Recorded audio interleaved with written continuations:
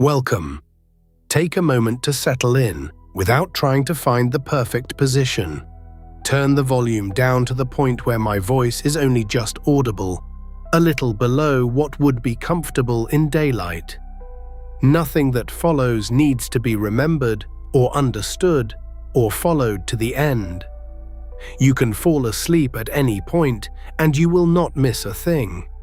Tonight we are going to talk about lost cities, slowly, without hurrying. Most cities that were not lost suddenly, and very few of them vanished in a single afternoon. They were left slowly as trade shifted, or a river changed course, or a well ran salt. And once the last households had gone, the ground began the patient work of covering what remained. Mud brick, which built more of the ancient world than stone ever did, returns to mud when the roof above it fails, and it settles into low, rounded heaps that grass will hold together. Wind carries dust into empty rooms. Floods lay down silt in thin sheets, one season at a time. Roots prise open joints in masonry, and the fallen material gathers around the base of walls until the walls are buried by their own ruin. A century of this can round the outline of a town.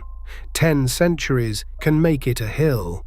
Because the covering is gradual and ordinary, the uncovering has usually been ordinary too.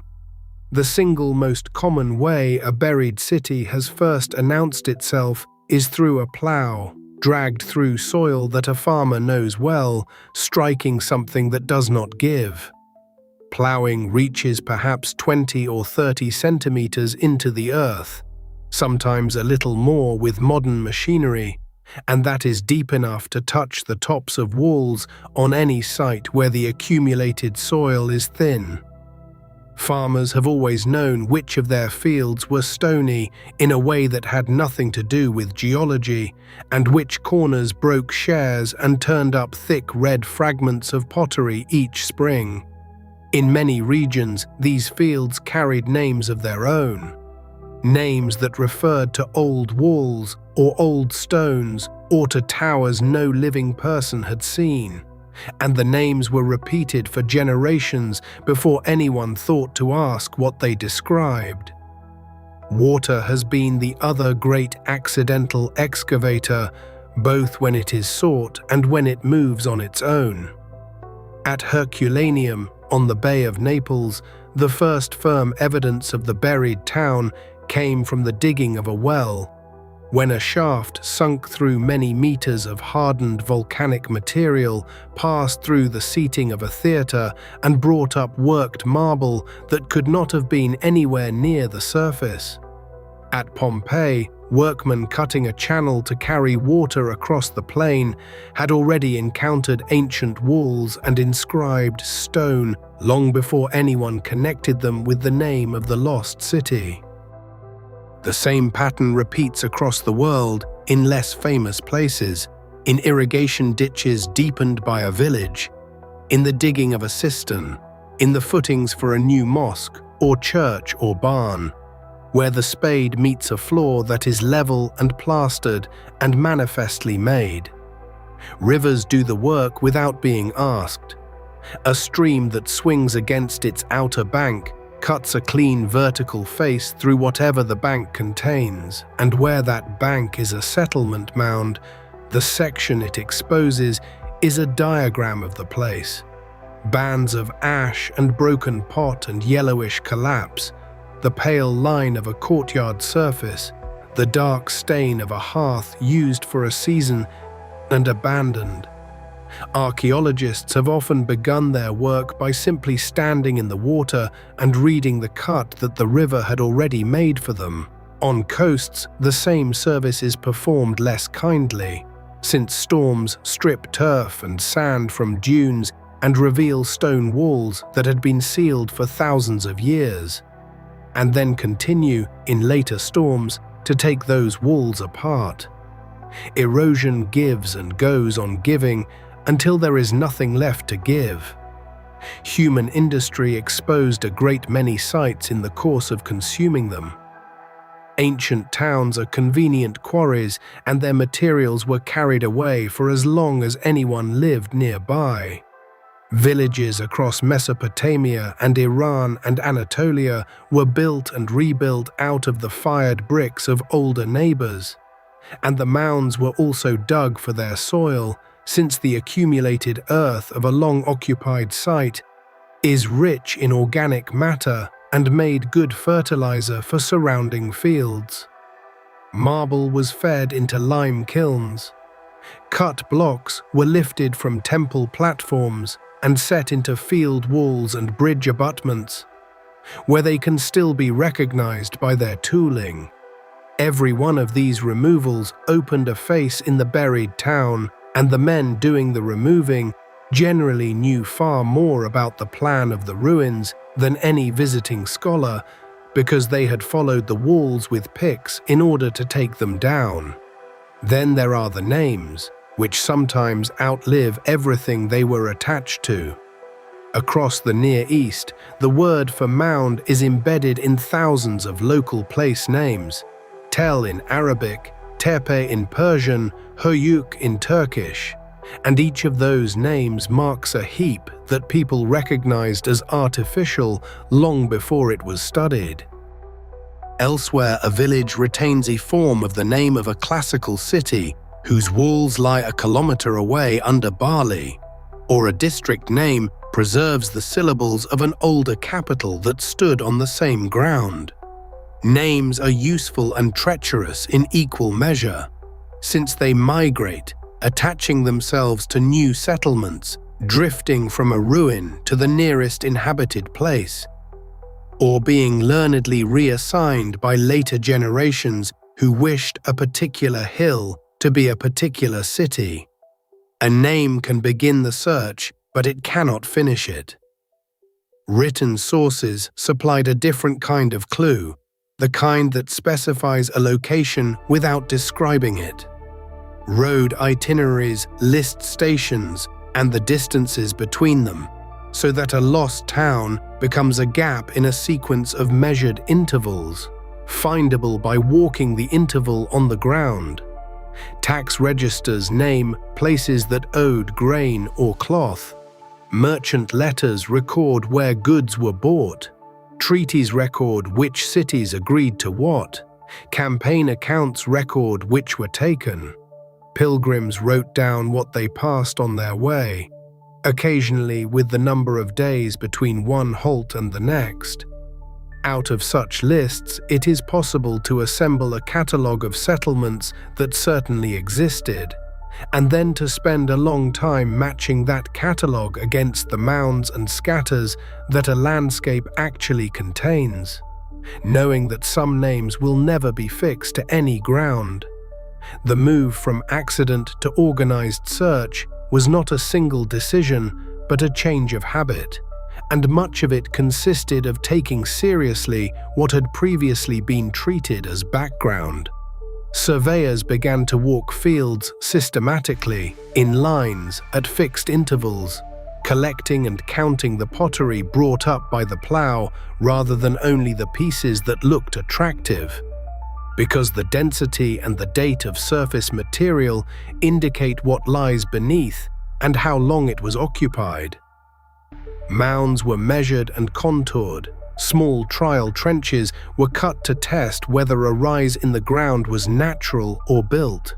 Soil color was noted, and the vegetation, since deep buried ditches hold moisture and feed the plants above them, while walls drain and starve them, so that a field of ripening grain can carry a plan of the settlement under it in bands of green and yellow, clearest in a dry summer, and often visible for only a few days. Those patterns are difficult to read at eye level and straightforward from above, which is why the camera lifted into the air became one of the more productive instruments of the discipline. First from balloons and later from aircraft flown low over the same ground in different seasons and different lights, and later still from satellites whose images cover regions no one has walked. A low winter sun throws shadows from banks only a few centimeters high. A thin fall of snow melts first over stone. Dry weather parches the grass above buried foundations. None of this requires digging, and all of it can be checked afterwards with instruments that measure the ground without opening it, mapping small variations in magnetism left by burnt clay and fired brick, or the resistance of soil to a weak electrical current, or the echo of a radar pulse sent down through a floor. What the accumulation of these methods changed was not only how many cities could be found, but what finding one was understood to mean. Tunneling for statues gives statues. Reading a section in a riverbank, or a scatter of sherds across a ploughed field, or a magnetic map of streets under pasture gives a settlement with a shape and a sequence and an end. And the slow techniques that make that possible were assembled piece by piece out of the accidents of ploughing and well digging and quarrying. In the century and a half during which the digging of old towns turned into a way of asking questions about them. The towns on the Bay of Naples are the case in which nearly all of these habits were first practiced, and practiced badly, and then slowly improved, because the ground there was disturbed long before anyone set out to look for anything. In the last decade of the 16th century, an engineer cutting a channel to carry water from the river Sarno drove his works straight through the buried town of Pompeii, and his laborers passed through walls and painted plaster and lifted out inscribed stones, and the stones were read, and the letters were copied, and the town was not recognized because there was no expectation that a town should be there. The hill above the diggings was known locally as Civita, a name that carries the sense of a city and had outlived every roof and street beneath it. And for 2 centuries, that name sat on maps without prompting anyone to dig for a reason. What lay under the fields was the result of an eruption in the year 79 of the Common Era, described afterwards in 2 letters by a young man who had watched it from across the bay at Misenum and whose uncle, the naturalist, had sailed towards the coast and died there. The letters describe a cloud rising from the mountain and spreading, ash and stones falling, daylight failing, buildings shaking, the sea drawing back from the shore. Modern reading of the deposits fills in the sequence with a physical account. First, many hours during which pumice fell on Pompeii, piling on flat roofs until beams gave way, and then a series of surges of hot gas and ash that moved down the flanks of the mountain faster than anyone could walk, killing whoever remained and burying the ruins under a blanket several meters deep. Herculaneum, on the other side of the mountain and closer to it, received little of the falling pumice, but was filled by the surges themselves, layer upon layer, until the streets lay some tens of meters below a new surface that set hard as rock, and later carried farms, and then a town, and then another town above that. The rediscovery began in the ordinary way, with a well. Shafts sunk in the ground above Herculaneum brought up worked marble, and in the early 18th century, a nobleman with a country house nearby paid for the shaft to be widened and for galleries to be driven outwards from it, and those galleries ran into the seats and the stage of a Roman theatre, from which statues and coloured stones were removed and dispersed as gifts and sales across Europe. In 1738, the King of Naples took over the work and made it a royal enterprise. and for the next several decades the buried town was mined rather than excavated, with narrow tunnels following the lines of walls, cutting from room to room, lit by lamps, ventilated by shafts, and backfilled with the spoil of the next stretch of tunnel, so that the workings never grew too large to manage. Bronze and marble figures were cut free and carried up to the royal palace at Portici. Wall paintings were sawn out of the plaster in panels, and the rest of the wall was often left or destroyed, and objects of no obvious value in that period were passed over. 10 years after the royal tunnels began at Herculaneum, the same crews opened ground at the site under the hill called Civita, where the covering was thinner and softer and could be dug from above without timbering, and where the yield of paintings came quickly. For 15 years, the diggers believed they were working in Stabiae, another town named in the ancient sources, and only in 1763 did an inscription come up that named the community of the Pompeians and fixed the identity of the place. Even then, the method remained a search for saleable and displayable things rather than a study of a town, with trenches opened where paintings were expected and closed and covered when the paintings had been lifted. Two things pulled against that.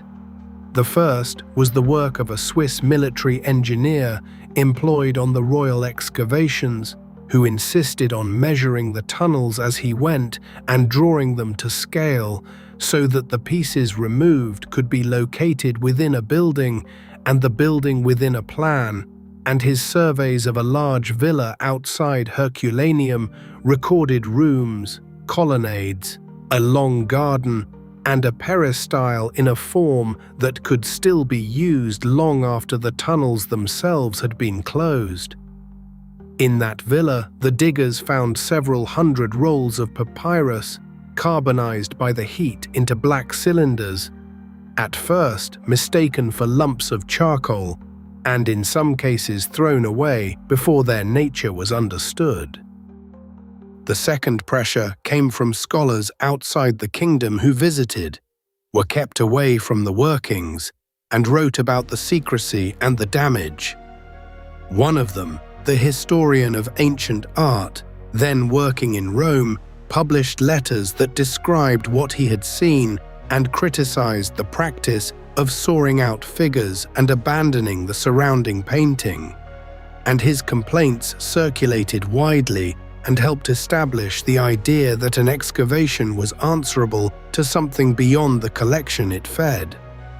The change in method at Pompeii came in the 1860s, when the site passed to an Italian administration and its direction to a scholar who reorganized the work from the ground up.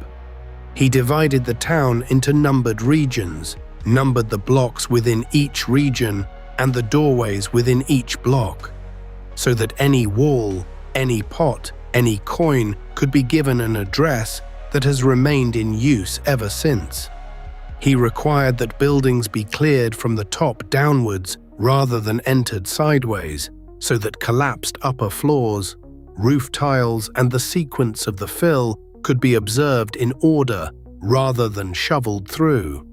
He kept objects where they had been found whenever the fabric allowed it, and he opened the site to visitors in a controlled way, with tickets and guides, which made the ruins a public place rather than a quarry for a royal collection. He is also remembered for a technique that came out of an observation available to anyone who had been digging in that ash. Bodies buried in the fine ash of the final surges had decayed and left cavities, and the ash around them had hardened, holding the shape of a shoulder, a fold of cloth, a raised arm, the sole of a sandal. Liquid plaster poured into such a cavity through a small hole and left to set produced a cast of the space, and the surrounding fill could then be picked away. The same trick worked for wooden things long since gone, for doors and shutters and a garden gate, for a cupboard, for the roots of vines and trees. The casts of people are the images by which the town is best known, and the casts of roots have been quietly more informative because they show where the gardens were and how the plants in them were spaced.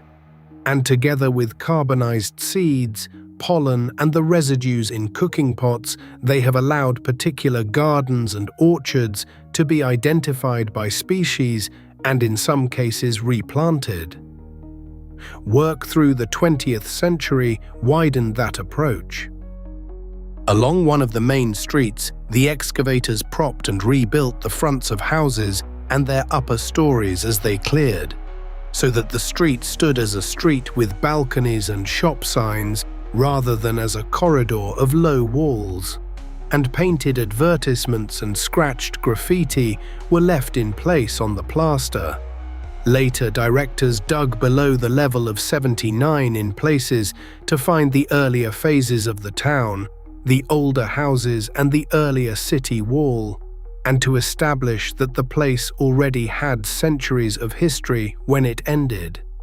At Herculaneum, open-air excavation began in the late 1920s and reached streets where the deposit had preserved what the drier fall at Pompeii had not: beams, doors, a bed frame, a wooden cradle, shelves of a shop, and carbonized food.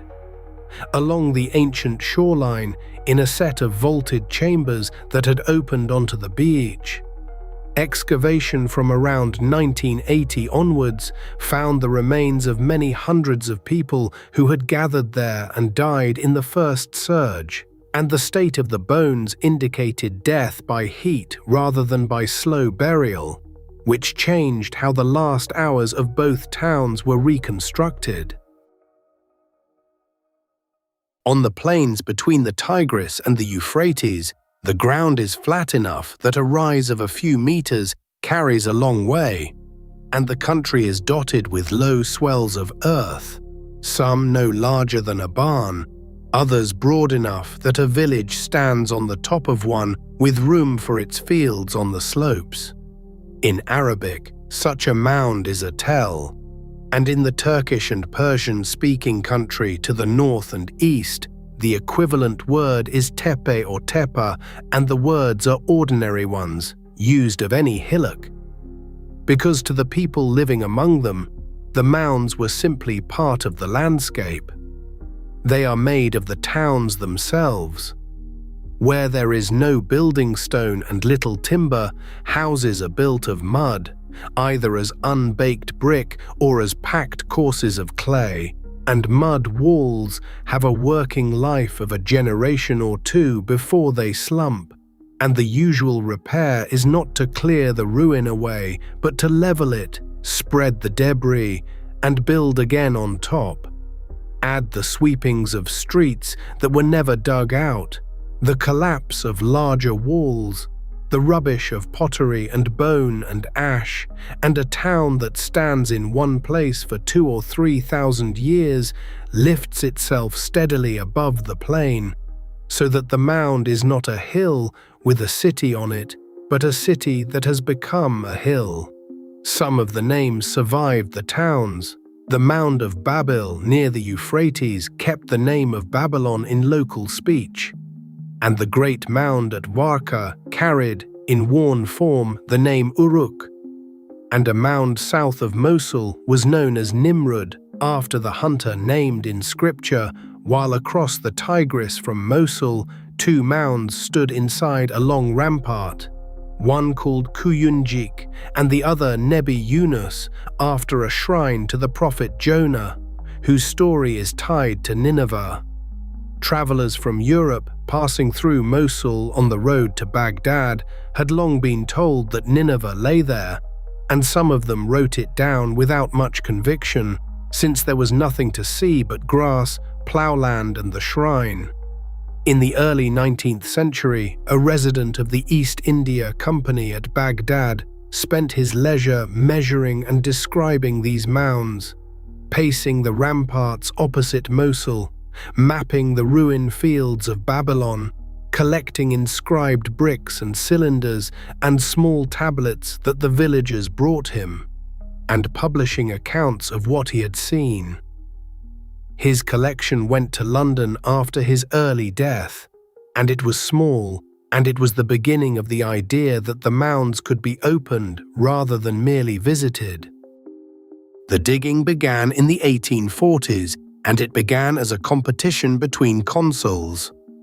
The French consul at Mosul sank trenches into Kuyunjik, found little that satisfied him, and moved to a mound at Khorsabad further north, where almost at once he came upon walls lined with carved stone slabs and gateways flanked by human-headed winged bulls. He believed he had found Nineveh. He had in fact found the short-lived capital built by Sargon II, and the mistake was reasonable because nothing yet allowed one Assyrian city to be told from another. A young Englishman who had traveled widely in the region then obtained modest funds and began at Nimrud, and there he uncovered palace after palace, the earliest of them built by Ashurnasirpal II, with rooms lined in alabaster reliefs showing campaigns, sieges, tribute, hunts and ritual, and with the winged bulls and lions standing at the doorways. He also thought, for some years, that he was digging Nineveh, and he called his books by that name. The method was tunneling. Since the reliefs stood against the inner faces of thick mud brick walls, the cheapest way to find them was to drive a gallery along the wall face at the level of the carving, leaving the fill in place overhead, so that the palaces were read as lines of sculpture rather than as buildings, and much that was not stone was passed through and lost. Slabs were sawn thin at the back to lighten them, floated down the Tigris on rafts of inflated skins, and shipped to London and Paris, where they created the public appetite that paid for more digging.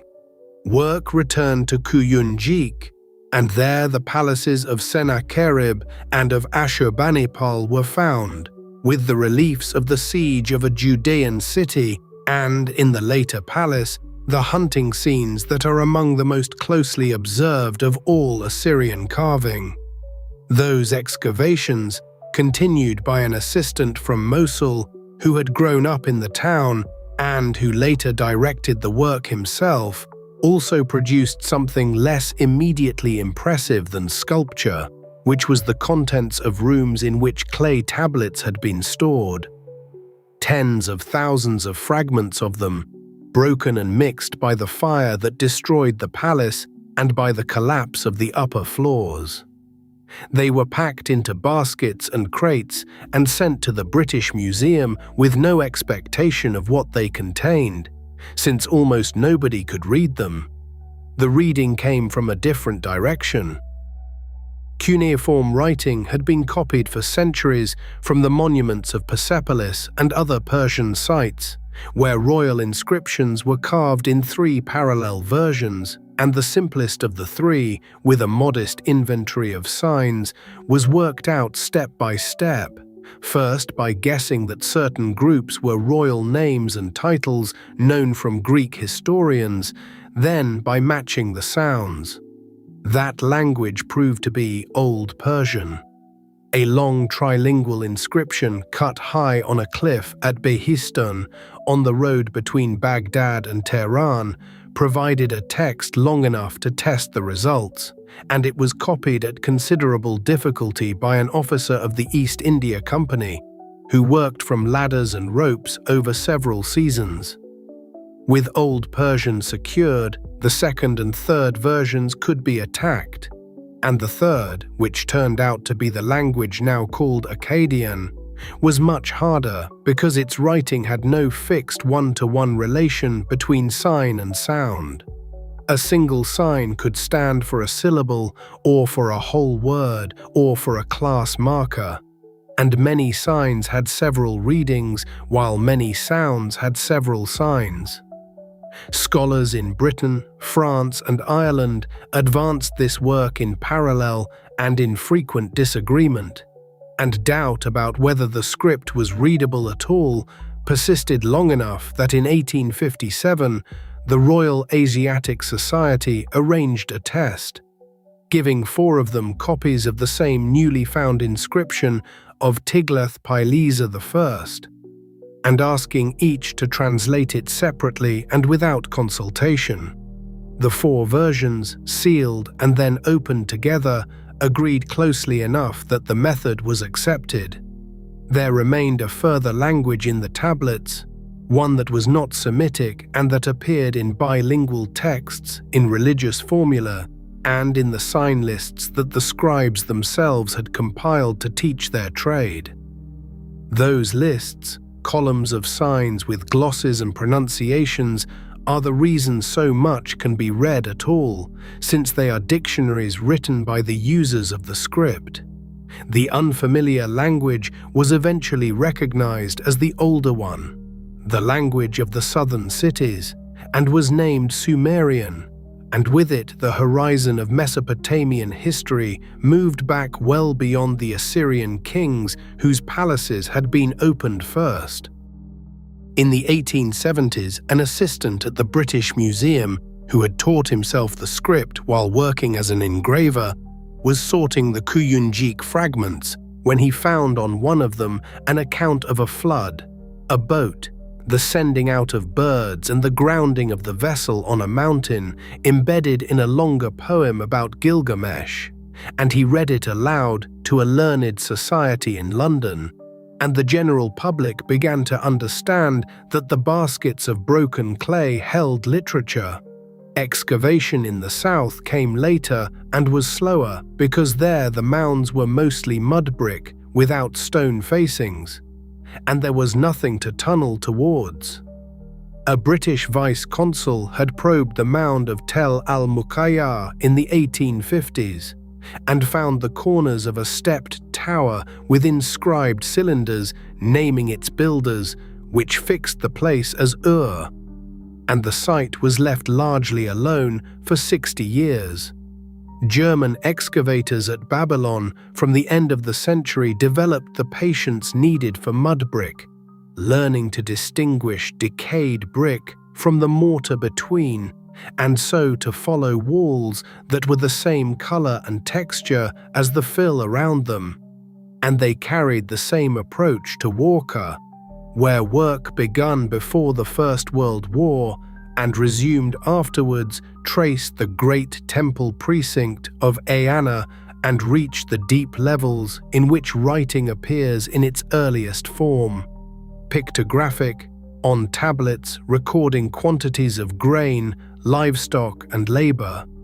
At Ur, a joint British and American expedition worked through the 1920s and early 30s, clearing the ziggurat and the houses of ordinary streets, and finding beneath them a cemetery of graves in which a small number of burials were accompanied by attendants, wheeled vehicles, gold and silver vessels, headdresses of leaves and beads, and lyres whose wooden bodies had gone but whose inlay and metalwork survived and were lifted with plaster in the manner already learned at Vesuvius.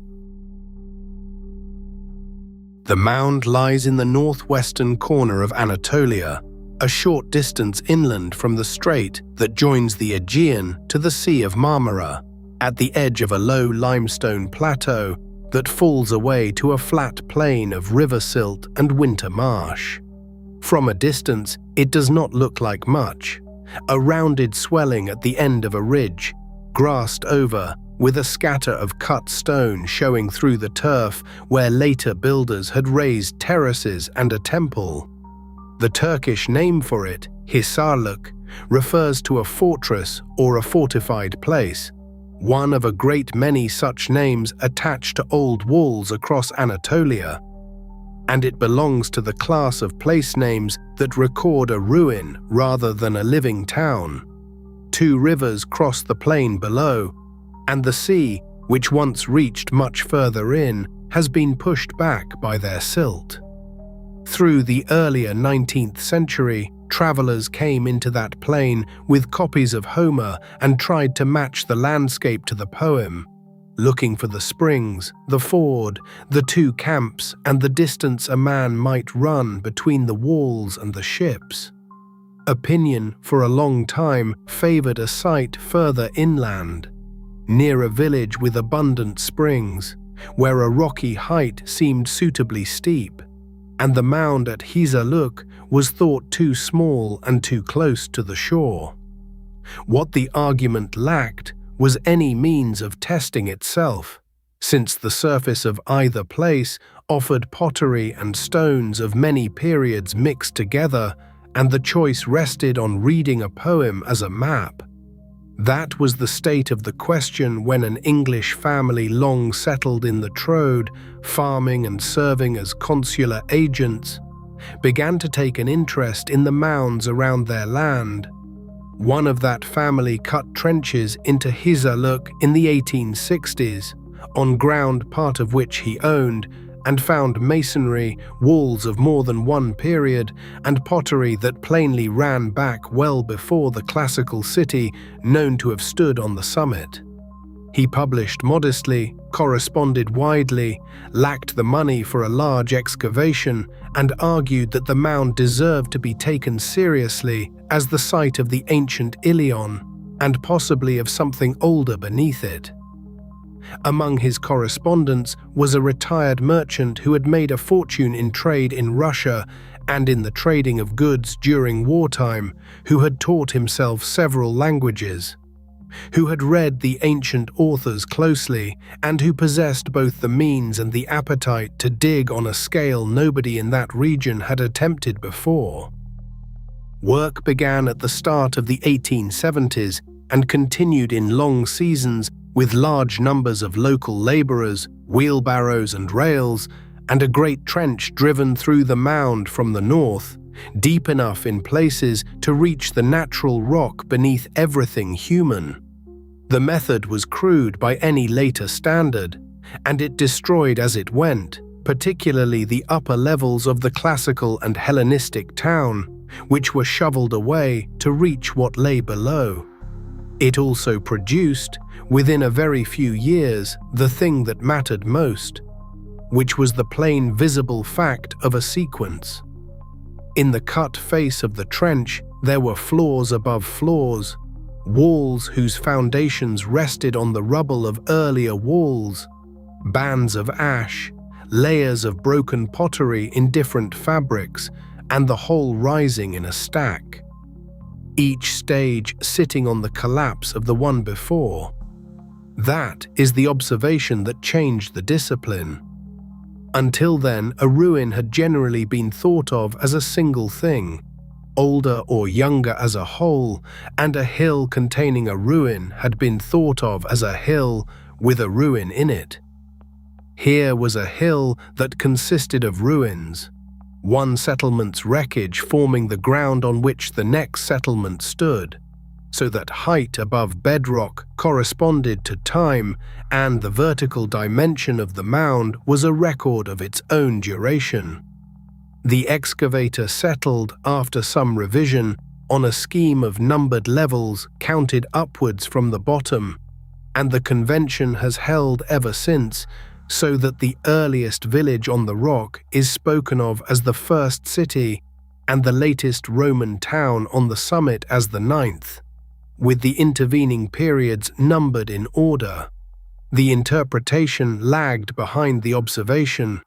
In one of the lower levels, the second counting from the bottom, there were burnt deposits, a substantial gateway, and a quantity of worked gold, silver, and electrum, vessels, ornaments, a pair of elaborate headdresses which the excavator announced as the treasure of Priam, and the level as the city of the Iliad.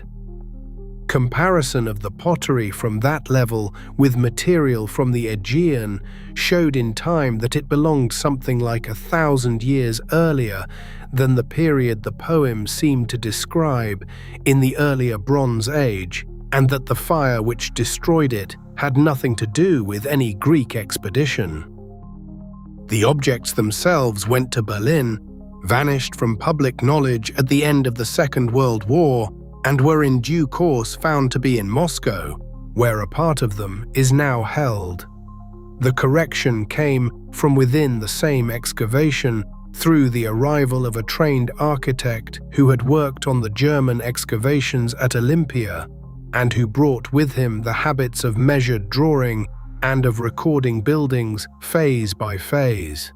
He joined the work at Heiserluck in the early 1880s, and after the death of the man who had begun it, he directed 2 further seasons of his own in the 1890s. His contribution was to make the layers legible as architecture, to separate the foundations of one period from the reused blocks of another, to plan each level as a coherent settlement rather than as a depth in a trench, and to insist that a wall belongs to the layer whose floors run up to it rather than to the layer it happens to be buried in. On that basis, he identified the 6th level, with its fine sloping fortification wall, its towers and its large freestanding houses, as the great citadel of the later Bronze Age, contemporary with the palace centers of mainland Greece, an attribution supported by imported Mycenaean pottery found in its deposits. An American expedition returned to the site in the 1930s for 7 seasons, and refined the sequence further by digging in small controlled areas and recording every sherd by the level it came from, dividing the 9 broad cities into a much larger number of building phases and repairs.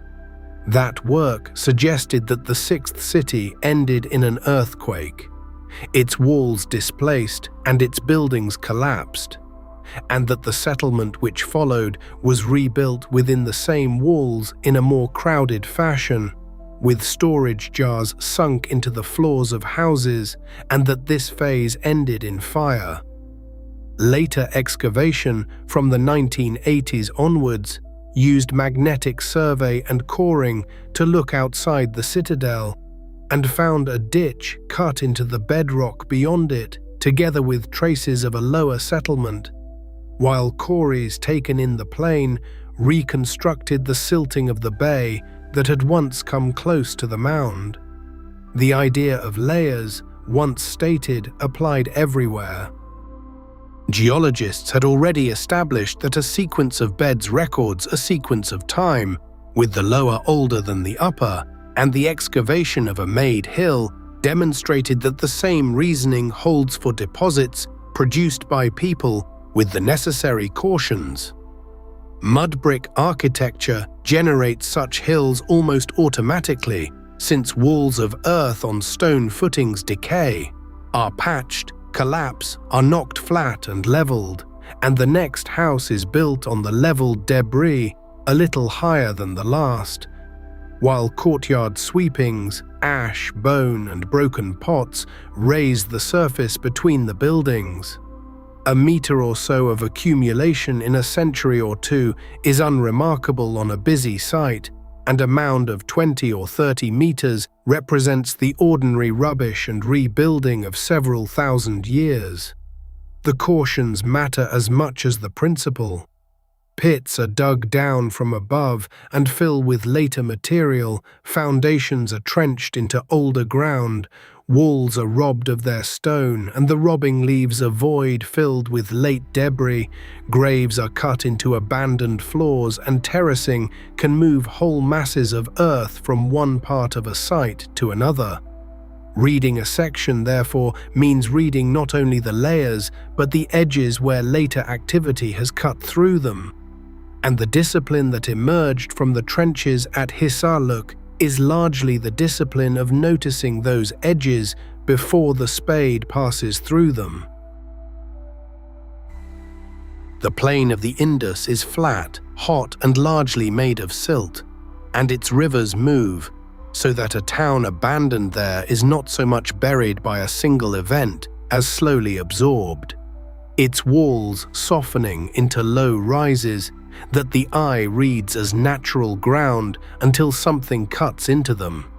What cut into the mounds at Harappa in the Punjab was the ordinary appetite of a 19th century railway for hard material, since the ancient builders had used baked brick in quantity, and baked brick of good quality, several thousand years old, makes excellent ballast for a track bed.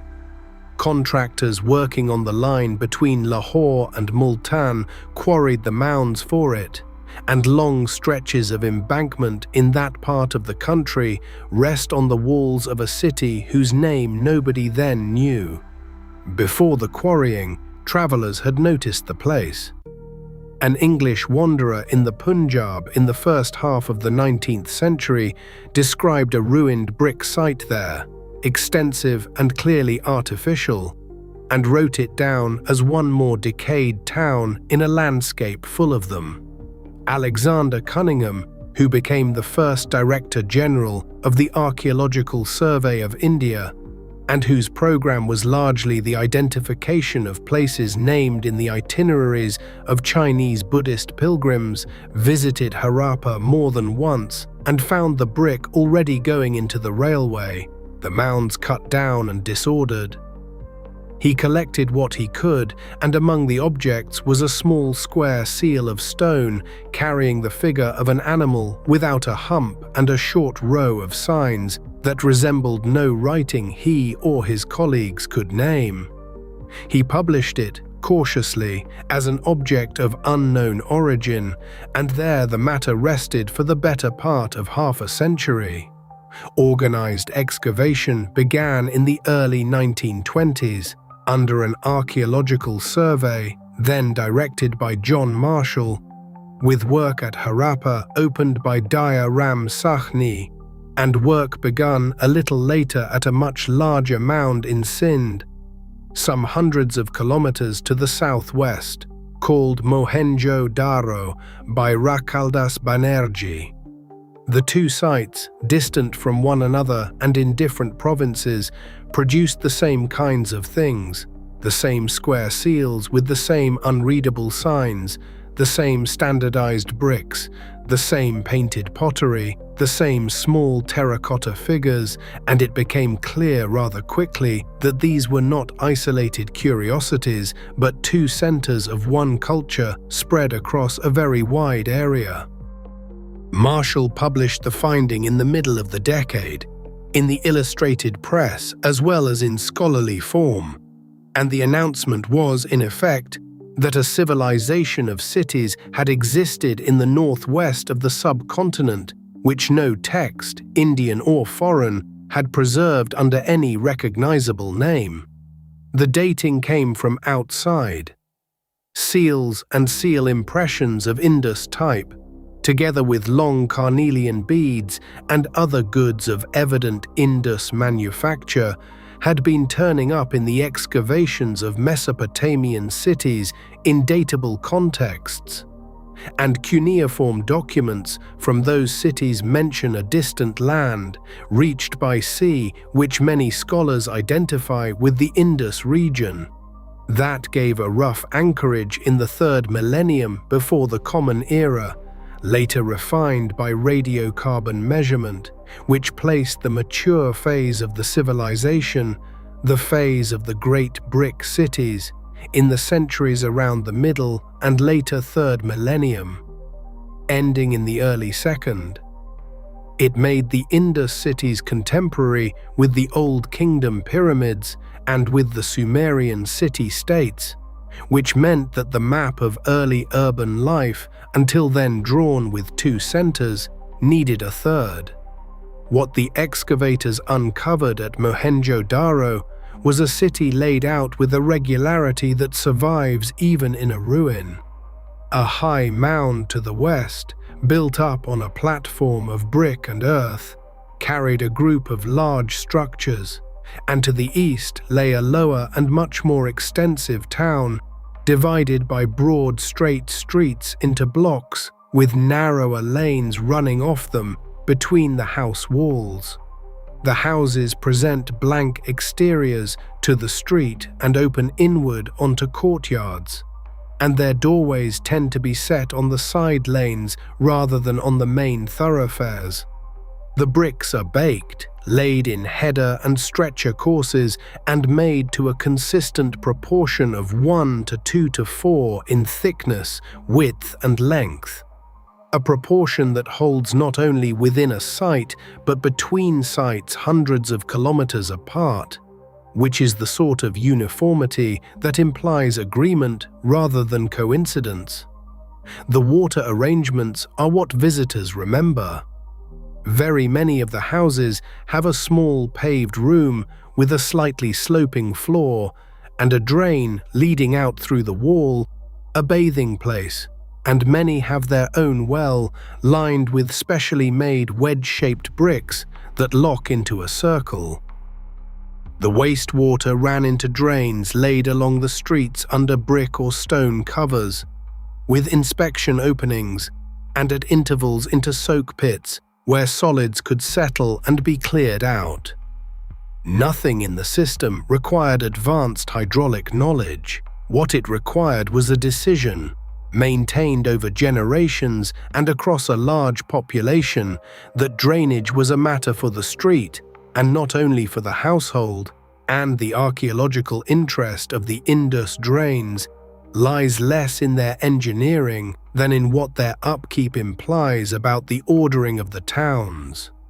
On the high mound at Mohenjo-Daro stands a rectangular basin of finely fitted brick, watertight with steps at either end and a surround of rooms, and it has been called the Great Bath since it was first cleared. Nearby, a large building with parallel walls and ventilation channels beneath a raised floor was identified by its excavators as a granary, on the reasoning that grain needs a dry floor and moving air, and a similar structure at Harappa was read the same way. Later scholars have been more reserved, since no substantial deposits of grain were found in either, and the buildings might have served other kinds of storage or other purposes altogether.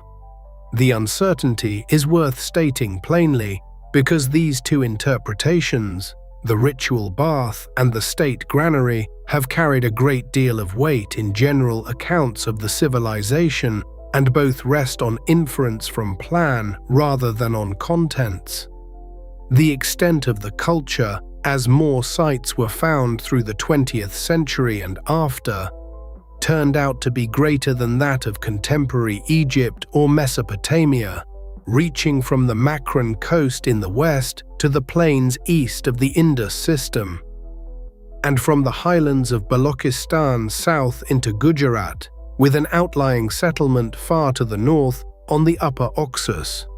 Dolavira, on an arid island in the Rann of Kutch, was laid out with massive stone and brick walls and a series of reservoirs cut and dammed to hold the runoff of two seasonal streams. Lothal in Gujarat has a large brick basin whose function is debated between a dock and a tank. Kalibangan lies on the bed of a river that no longer flows. Rakhigarhi in Haryana covers a very large area in several mounds, and at Mergar in the hills to the west, excavation found a long sequence of village occupation running back thousands of years before the cities, which gave the whole development local roots rather than a foreign origin. The writing remains closed. It survives mostly on small stone seals and their clay impressions, on copper tablets, on pottery, and on a few other objects. And the inscriptions are very short, commonly of 5 signs or fewer, with the longest known runs still brief by the standards of any deciphered script. The total inventory of distinct signs has been counted in various ways and comes out at some hundreds, which is too many for an alphabet and probably too few for a purely word-based system, suggesting a mixture of signs for words and signs for sounds or syllables. The direction of writing is generally taken to be from right to left, because signs crowd and compress toward the left end of a line as though the writer were running out of room. Beyond that, almost everything is unsettled, since the underlying language is unknown. No bilingual text has been found, no long inscription exists in which grammar might reveal itself, and the many proposed readings have not converged. Statistical study of the sign sequences shows patterned regularity of the kind that natural language produces, which argues that the signs do encode speech. But pattern alone does not yield meaning, and the seals continue to be catalogued, photographed, and compared while the words on them stay silent. Angkor was never lost in the way that a town under ash is lost, and this makes its documentation a different kind of story, one of long attention rather than sudden revelation. The great temple that stands at the center of the plain, north of the Tonle Sap Lake, was in continuous religious use for most of the centuries after the Khmer court left the area. Tended by Buddhist monks, visited by Cambodian pilgrims, repaired and reconsecrated at intervals, and the forest that grew over the smaller monuments never quite closed over it. What was lost was something else. The knowledge of who had built these things and when, and above all the understanding that the temples had stood not in clearings in the jungle, but at the ordered centers of a settled landscape of houses, fields, roads, and water channels that extended for many kilometers in every direction. Recovering the temples took about a century of clearing and repair. Recovering the city around them took considerably longer.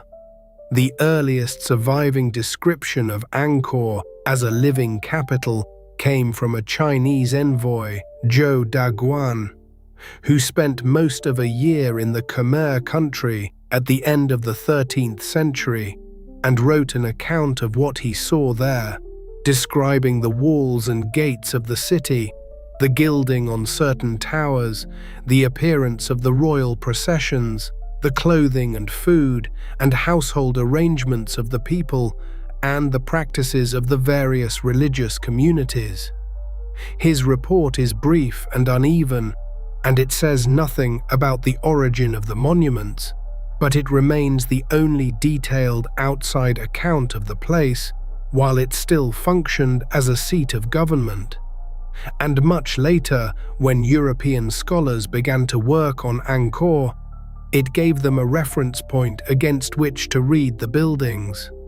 Cambodian memory of the site persisted in chronicles and in inscriptions cut into the walls of the main temple itself, some of them recording pilgrimages, others recording works of restoration undertaken by kings of the 16th and 17th centuries who had their capitals elsewhere but who returned to the old ceremonial center to add reliefs, install images, and repair what had decayed. In the same period, the first Europeans reached the plain. Portuguese and Spanish travelers and missionaries in the 16th century sent back reports of an immense ruined city in the interior of Cambodia, and a Portuguese chronicler set down a friar's account of walls and moats and carved galleries of a size that his readers found difficult to credit. A Japanese visitor in the early 17th century drew a plan of the main temple with reasonable accuracy, though he understood it to be a famous monastery of the Indian tradition rather than a Khmer foundation, an error that shows how completely the historical thread had been cut while the building itself stood open. The systematic phase began in the middle of the 19th century. A French missionary who visited the temples around 1850 published a short description that attracted little attention, and it was the naturalist Henri Mouhot who reached Angkor in 1860 while collecting specimens in the region, and who died in Laos not long afterwards, whose notes and drawings, published posthumously, brought the site to a wide European readership. What followed was exploration of the ordinary colonial kind, thorough and acquisitive at once. A French expedition sent up the Mekong in the later 1860s recorded the monuments in some detail, and one of its members, Louis Delaporte, returned on later journeys and removed sculpture and made plaster casts that were shown in Paris, so that the architecture became known in Europe through fragments and models before it was understood as a plan. Meanwhile, Étienne Aymonier traveled through Cambodia, copying inscriptions in Sanskrit and Old Khmer wherever he found them, and it was this unglamorous work of transcription that eventually supplied dates, dynasties, and the names of the kings who had built each foundation. Institutional care of the site began with the founding of a French research body for the Far East at the turn of the 20th century, and with the transfer of the Angkor region to French-administered Cambodia. A few years later, a conservation office was established at the site, and its first custodians began the slow business of cutting back the forest, propping the galleries, clearing the causeways, and carting away the accumulated soil and fallen stone. Later conservators adopted the technique of taking a collapsed structure apart, recording every block, rebuilding the core with hidden reinforcement, and setting the original stones back in their recorded positions, a method that had been developed on the temples of Java and that was applied at Angkor over several decades to structures that could not otherwise have been kept standing. In the same years, the epigrapher George Coedes and his colleagues assembled the inscriptions into a coherent chronology, established which king had raised which temple and in what religious dedication, and made it possible to arrange the monuments in sequence rather than treating them as an undated mass. The temple at the heart of the complex was assigned to the earlier 12th century and to the reign of Suryavarman II, and the walled enclosure with the faces on its towers to the reign of Jayavarman VII at the end of that century and the beginning of the next. Even so, the working assumption for a long time was that Angkor consisted of temples, enclosures, and their immediate precincts. The evidence that changed this came largely from the air. Aerial photographs taken over the plain in the 1930s showed lines and rectangles in the vegetation, and the paddy fields that corresponded to nothing visible at ground level.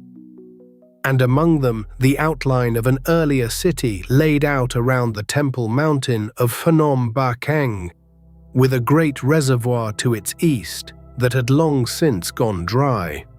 The reservoirs themselves, the barrays, were the most conspicuous constructions after the temples. Shallow rectangular basins held by earthen embankments, the largest of them some kilometers long, fed by canals diverted from the rivers descending from the sandstone hills to the north.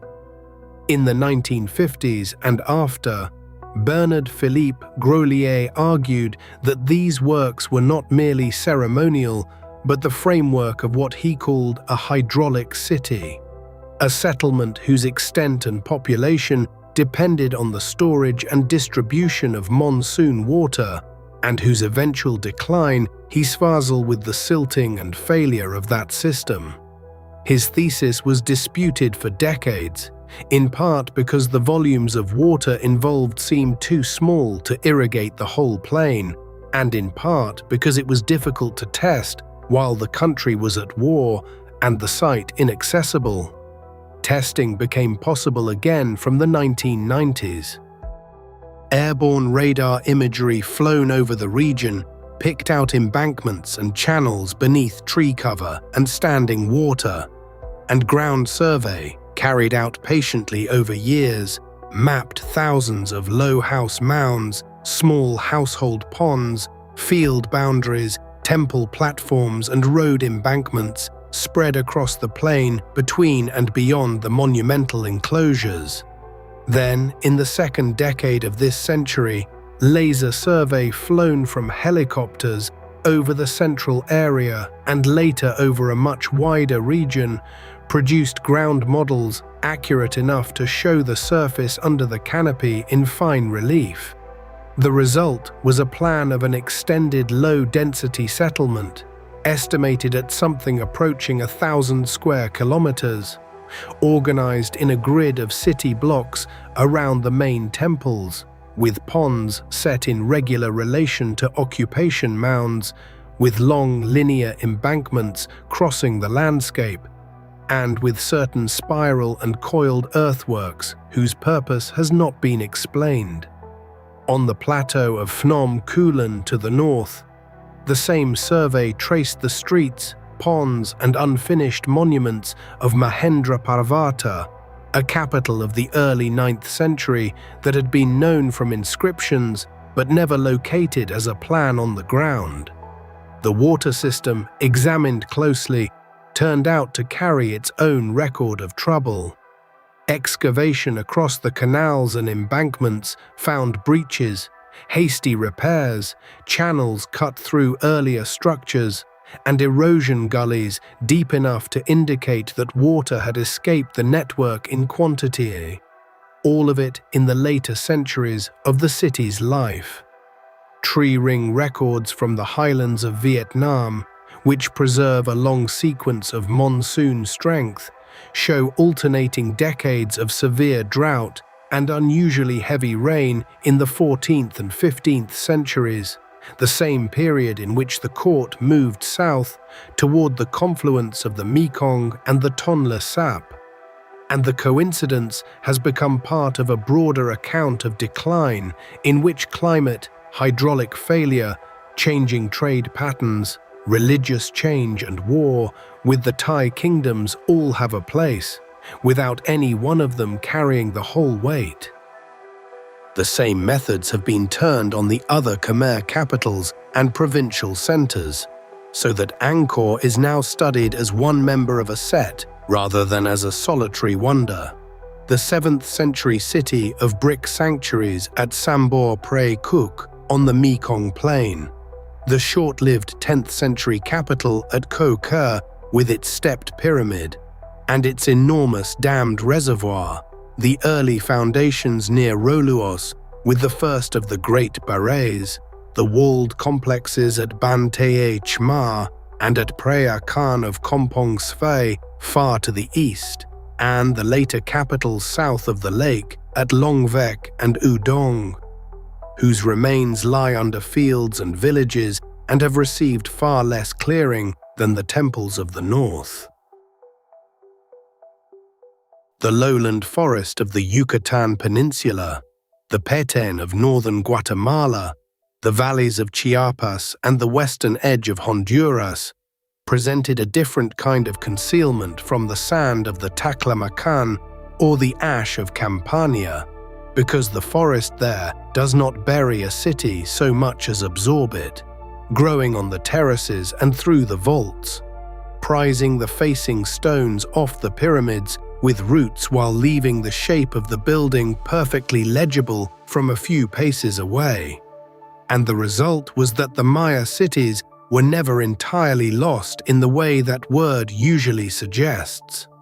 People lived among them, farmed at their edges, drew water from their reservoirs, and knew their names or gave them new ones, and the Spanish administrators and friars of the 16th and 17th centuries recorded ruins in their reports, without much curiosity about who had built them, since the assumption of the age was that such things belonged to a past too remote to bear on the business of governing a province.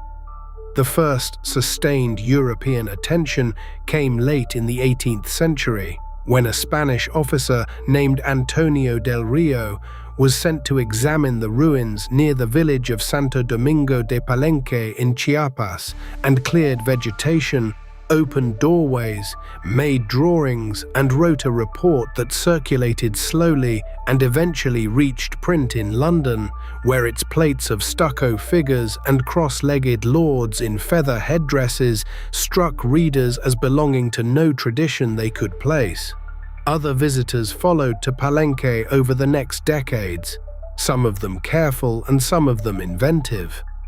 And the confusion of those early accounts was part of what prompted the journeys of the American lawyer John Lloyd Stephens and the English architect Frederick Catherwood, who traveled through Central America and Yucatan at the end of the 1830s and the beginning of the 1840s, cutting their way into the ruins of Copan in the Honduran valley of the same name, then Palenque, then Uxmal and dozens of other sites, and publishing 2 volumes of narrative with Catherwood's engravings that did more than any earlier work to establish 2 ideas at once: that the buildings were the work of the ancestors of the Maya-speaking people still living around them, and that there were a great many such places waiting to be recorded. Recording became the work of the next 2 generations, and it depended heavily on photography, which the forest made difficult, and which nevertheless proved the only way to bring back the carved detail of stelae and lintels without an artist's interpretation intervening. The English traveller Alfred Maudslay spent several seasons in the 1880s and 1890s at Copan, Quirigua, Palenque, and Chichen Itza, clearing monuments, photographing them with glass plates, and making paper and plaster molds from which casts were taken for museums in Europe, and the Austrian-born Theobert Mahler, who settled in Yucatan and worked for decades on foot and by mule, photographed Tikka and a long list of sites in the Petén, and along the Usumacinta with a patience that has left his plates in use as evidence for carvings since damaged or stolen. The Peabody Museum of Harvard ran expeditions to Copan in the same period, mapping the Great Court and the Ball Court and the river-cut section through the Acropolis where the Copan River had exposed the interior of the mound in a way no excavator would have dared to cut. And from those beginnings, the practice of large institutional projects with fixed camps and multi-year permits gradually replaced the individual traveler with a machete. Much of the finding throughout was done by people who were in the forest for other reasons. The tappers of chicle, the latex used in chewing gum, moved through the Petén in the wet season, cutting the sapodilla trees and living in temporary camps. And it was chicleros who guided archaeologists to site after site and who reported the ruins in the northern Petén and southern Campeche, including the enormous center at Calakmul, which a botanist named Cyrus Lundell came upon at the beginning of the 1930s while surveying forest for a Chicle company, and which received its modern name from the mounds and the standing stones he described. Loggers, oil surveyors, road builders, and farmers clearing new milpa accounted for many others, so that the map of Maya cities filled in less by systematic search than by the accumulation of reports, checked one at a time by whoever could reach them. Dating them was possible to an unusual degree because the Maya wrote dates and wrote them in a system that counts days elapsed from a fixed starting point rather than naming years within a repeating cycle.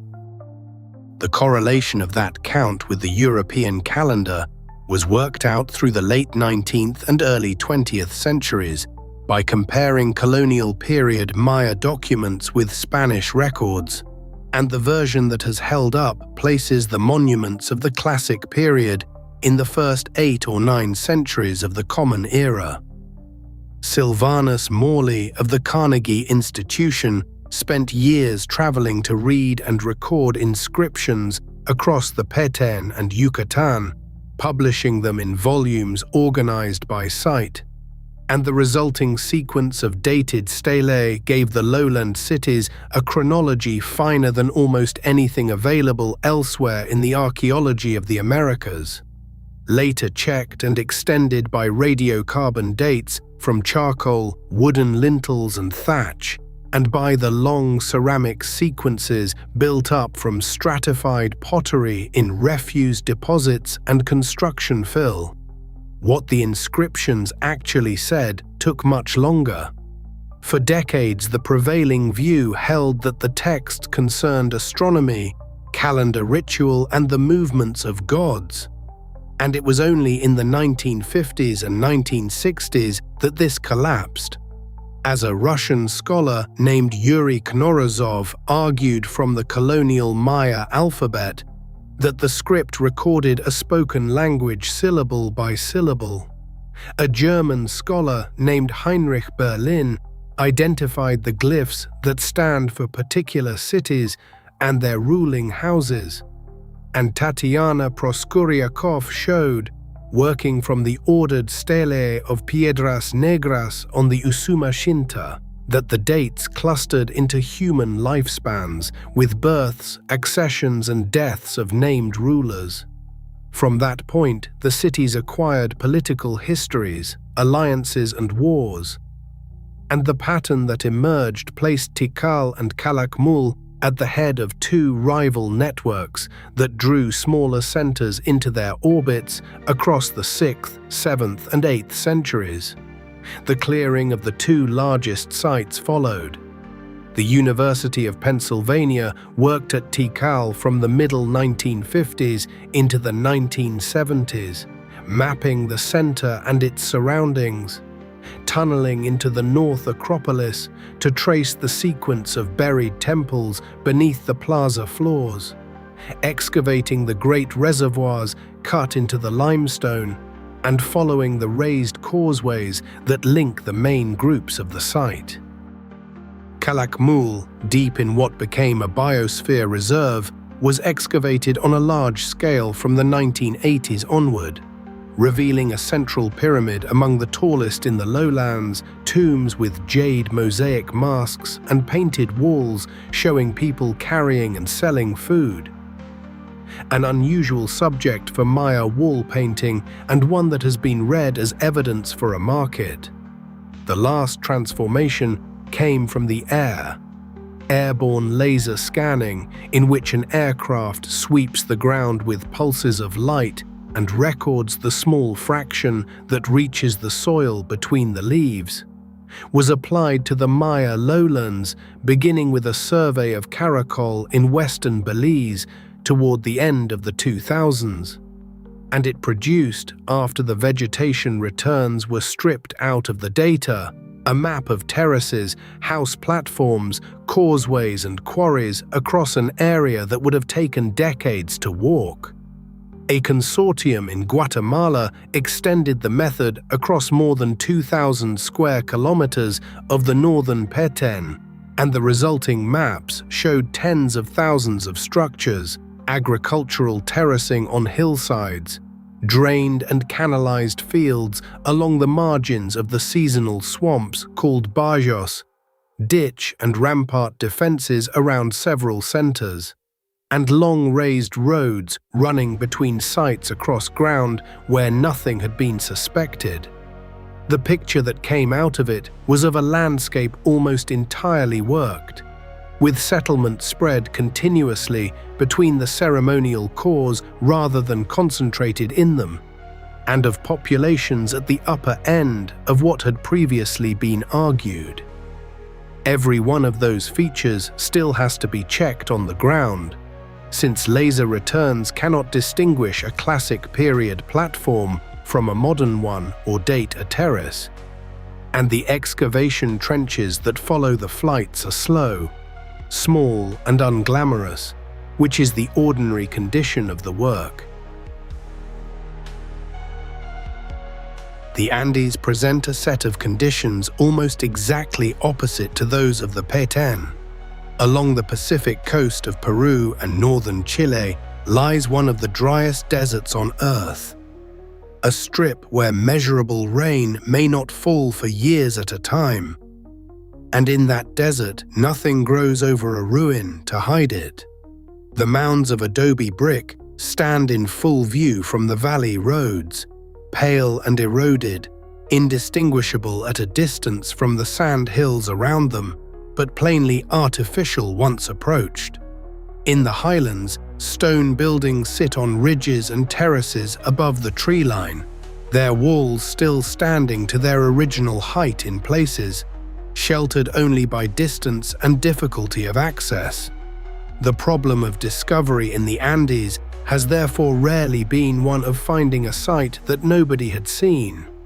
It has been the slower problem of recognizing what a visible thing was, how old it was, and how it related to the mounds in the next valley, which is a matter of digging, dating, and comparison rather than of cutting a path. Carroll illustrates that distinction well.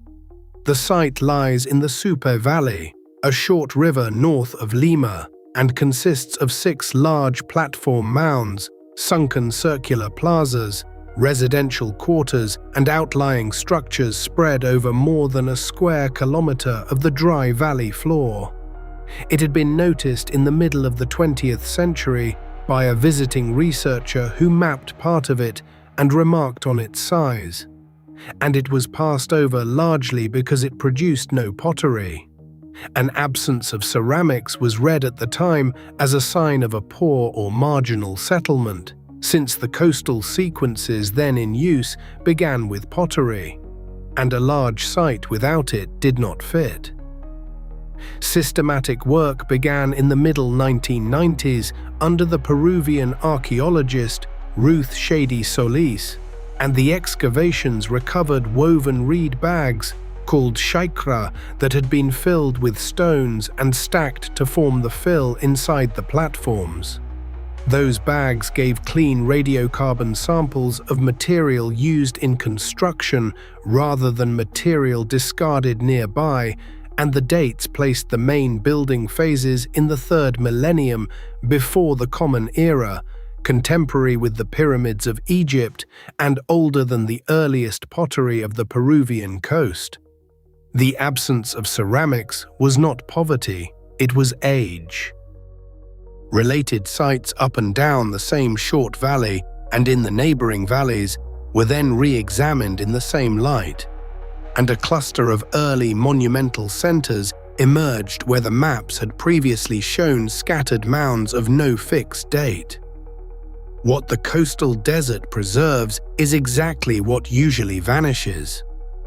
Cotton and camelid wool textiles survive with their dyes still readable, along with netting, cordage, basketry, gourd containers, wooden posts and tools, maize cobs, dried fish, feathers, and the knotted cord records called quipus, which elsewhere would have rotted within a season. Human remains dry rather than decay, so that hair, skin, and the contents of stomachs remain available for study. This is why coastal cemeteries yielded, from the 1920s onward, bundles of embroidered cloth of a quality that reset the understanding of Andean weaving, and why the wooden lintels and roof beams of adobe compounds can sometimes still be dated by the rings in the timber or the carbon in the wood. The same dryness has a limit. The rain that does arrive comes in the strong El Niño years, and it arrives all at once, dissolving the tops of adobe walls, cutting gullies through plazas, and carrying whole sections of mud brick downslope, so that every extreme season removes some fraction of what the ordinary years kept. Conservation on the coast is largely a matter of sheltering mud from the rare occasions when it gets wet. The great adobe mounds of the Moche Valley had never been forgotten.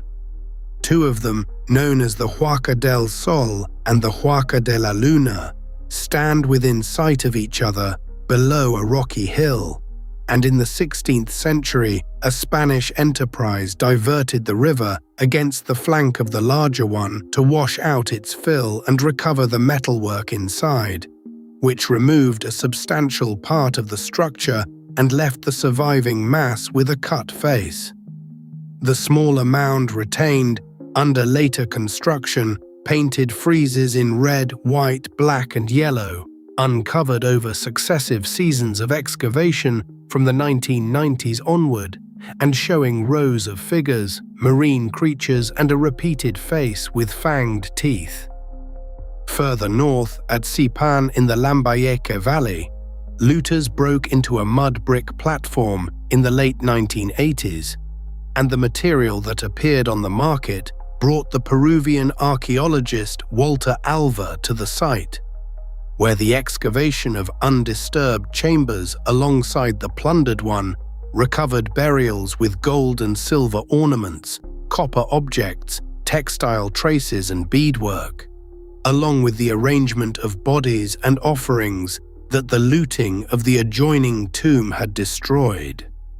Chan Chan, the capital of the Chimu Kingdom, near the mouth of the same Moche Valley, covers roughly 20 square kilometers and consists of 9 or 10 enormous walled compounds, each with a single entrance, sunken plazas, arrays of storerooms, small structures with niched walls, wells cut down to the water table, and a burial platform, together with the humbler quarters, workshops, and field systems around them. The compound walls, built of adobe brick faced with a mud plaster, still rise several meters in places and carry molded friezes of fish, seabirds, nets, and stepped geometric patterns. The site was known throughout the colonial period and mined for treasure by licensed companies who kept records of what they took out. The archaeological understanding of it came much later, from a project centered on the valley in the 1960s and 1970s that used aerial photographs to produce a plan of the whole city, established the sequence in which the compounds had been built, and argued that each corresponded to a ruler, with the older ones closed and maintained after their occupants were buried in them. Tiwanaku, on the high plain south of Lake Titicaca at nearly 4,000 meters, was described by Spanish chroniclers within a few decades of the conquest, who found it already in ruins and were told by local people that it was older than the Inca. Its cut stone was quarried for centuries afterwards for churches, houses, and eventually railway ballast, so that much of what remains standing is what was too large or too deeply set to move. Photographs and measured drawings published toward the end of the 19th century gave the site its first careful record, and excavations in the 1930s recovered a large carved monolith from a sunken court, while Bolivian work through the middle of the century cleared and partly rebuilt the Acapana platform and the enclosure known as the Calasasaya. The stonework itself is the evidence of technique. Sandstone and andesite blocks dressed to flat faces and sharp interior angles, drilled and grooved, and in some cases joined by metal cramps poured or set into channels cut across the seam. In the 1980s, survey of the surrounding plain identified the low parallel ridges of an abandoned system of raised planting beds separated by water channels, a method that buffers crops against night frost, and experimental replanting of such beds by archaeologists working with local farmers showed yields high enough to support the population that the city implies. Machu Picchu, on a ridge between two peaks above the Urubamba River, was reached in 1911 by the American historian Hiram Bingham, who was guided up from the valley by a local farmer and found several families living on the terraces and cultivating them. The site had appeared in earlier documents and had been mentioned to travelers before him, and the people of the valley had never lost track of it. But Bingham's expeditions cleared the vegetation from the buildings, photographed and mapped them, and published the results widely enough that the place entered general knowledge. What survived was the granite, walls of fitted blocks quarried on the ridge itself, doorways, stairs cut from single stones, terrace retaining walls, and a system of channels bringing water from a spring on the slope above, through a series of small stone basins. Bingham believed for a time that he had found Vilcabamba, the refuge where the last independent Inca rulers held out, and he also visited a forested site called Espiritu Pampa without recognizing it as more important. Work there from the 1960s onward established that the lower, hotter, harder ground of Espiritu Pampa was the better candidate. Other highland and cloud forest centers followed the same pattern of local knowledge preceding formal record. Among them Choquequirao on a ridge across the Apurimac and the great walled site of Cuelap in the Chachapoyas region, reported in the middle of the 19th century by a provincial official and left largely to the forest for a century afterward. The Tarim Basin is enclosed on three sides by some of the highest mountains on Earth, and the water that falls on them as snow runs down into the basin in rivers that do not reach any sea. They run north from the Kunlun and south from the Tian Shan, lose volume to irrigation and evaporation as they go, and end in reed beds, salt flats, or nothing at all, so that every settlement in the basin has always been a place where a river was still flowing when it arrived. Between those places lies the Taklamakan, a sand sea of moving dunes and wind-scoured clay ridges, and to the east and northeast the gravel and stone plains of the Gobi. Towns in such a country are not usually destroyed. They are left when the river that fed them shifts its bed or is drawn off upstream, or when the fields around them turn to salt, and once left they are covered slowly, at the pace of blown sand, which is a preserving pace rather than a destroying one. The result is that the ruined fields of the Tarim Basin do not look like mounds.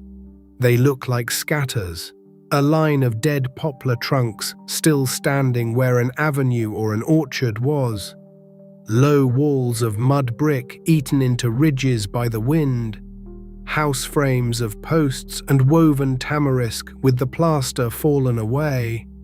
And on the deflated ground between them, the objects that the wind has uncovered and cannot carry: potsherds, coins, glass beads, fragments of woolen cloth, scraps of paper and wood with writing on them. Where the wind removes sand rather than depositing it, the surface of the desert sinks over centuries, and what was buried inside a house comes to lie on open ground in the sun, which is one of the reasons that the earliest visitors to these sites could fill boxes without digging deeply. Local knowledge of the ruins was old. Treasure hunters from the oasis towns along the southern rim of the desert went out to them for coins and metal, and the sites had names in use before any survey recorded them.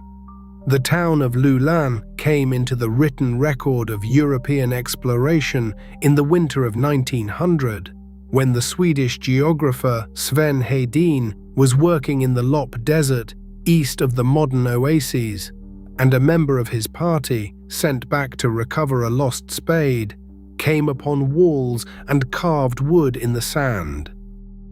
Hedin returned the following year and cleared parts of the site, finding house timbers with cut ornament, coins, textiles and documents on paper and on wooden slips in Chinese, and the identification with the kingdom recorded in Chinese histories as Lulan, later called Shan Shan, followed from those texts. The place had sat near the changing shores of Lop Nor, the shallow terminal lake whose position moves as the Tarim shifts its channel, and Hedin's long argument that the lake wandered within its basin gave the town's abandonment, sometime around the 4th century of our era, a plain physical cause.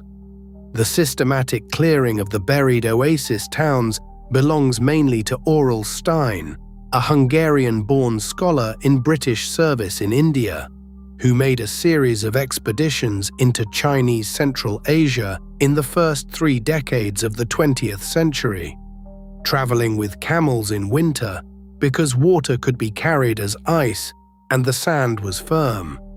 On the first of them, he excavated at Dandan Oilik, a Buddhist settlement in the sand northeast of Khotan, and then at a ruined field along the dry lower course of the Nia River, where the buildings stood among their own dead orchards with fences and irrigation ditches still traceable.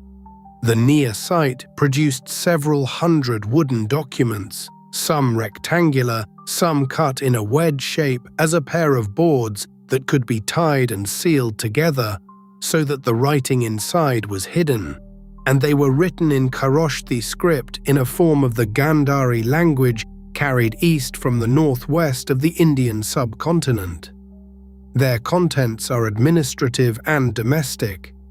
Orders from an official, lists of goods, disputes over property and over people, records of camels and grain. The clay ceilings on some of them carry impressions of gems cut in a classical Mediterranean manner, figures that can be recognized as Athena and as small winged erotes, used at the eastern edge of the Taklamakan by officials writing an Indian language on local poplar wood. Stein also worked at Miran on the desert's eastern edge, where he uncovered painted plaster from Buddhist shrines, including winged figures and a frieze of garland bearers whose style points westward and along the line of Han watchtowers running out into the desert west of Dun Huang. There, in the rubbish heaps below the towers, lay the ordinary paper of a frontier garrison. Military records on wooden slips, letters, tallies, worn silk, and among them a small group of letters written on paper in Sogdian, the language of the merchants of Samarkand, whose survival is the reason a good deal is known about how that trade was organized. Some 400 kilometers northeast, in the Gobi on the lower reaches of the Etsin Gol, stands a walled town known as Karakoto, the Black City, a Tangut foundation of the 11th century that passed to the Mongols in the early 13th and survived under the Yuan before its irrigation failed and it was left, probably in the course of the 14th or 15th century. A Russian expedition under Pyotr Kozlov reached it in 1908 and worked there again the following year, and in a ruined stupa outside the walls found a library. Thousands of items, manuscripts and printed books, block prints and paintings on silk and paper, in Tangut and in Chinese, with Tibetan and other languages among them. The Tangut script had been devised in the 11th century in deliberate imitation of the principle of Chinese characters without borrowing their forms, and it had become unreadable. The Karakoto material, which included bilingual glossaries setting Tangut words beside Chinese ones, is what made the long work of recovering the language possible. Stein visited the site a few years later, and further Russian and Chinese work has continued there since. On a plain where the river has moved and the walls now stand among gravel and tamarisk hummocks. The most concentrated find of the region was not a buried town, but a walled-up chamber. In the cliff at Mogao, southeast of Dunhuang, several hundred caves were cut and painted over roughly 1,000 years, beginning in the 4th century, and they were never lost. Pilgrims came, and a Taoist caretaker named Wang Yuanlu was living there and clearing sand from the caves at the turn of the 20th century, when a small side chamber was found behind a wall, packed to the ceiling with bundles of manuscripts. It had been sealed early in the 11th century, for reasons still argued over, and it held tens of thousands of items covering the preceding 6 or 7 centuries. Stein reached the caves in 1907 and took away a large quantity of manuscripts and paintings. The French sinologist Paul Pelliot came the following year and, reading Chinese, selected differently. Japanese and Russian expeditions followed, and Chinese officials eventually moved the remainder to Beijing. So the contents of one small room are now divided between London, Paris, St. Petersburg, Beijing, and elsewhere, which is why the modern study of them depends on catalogues and on photographs shared between institutions. What the room contained was not only scripture, though Buddhist texts made up the bulk of it. There were writings in Chinese, Tibetan, Sanskrit, Sogdian, Khotanese, Uyghur and Old Turkic, and Hebrew among them, contracts for loans and for the sale of land, monastic account books, medical and divinatory texts, a drawn star chart, letters and children's copybooks with characters repeated down the page.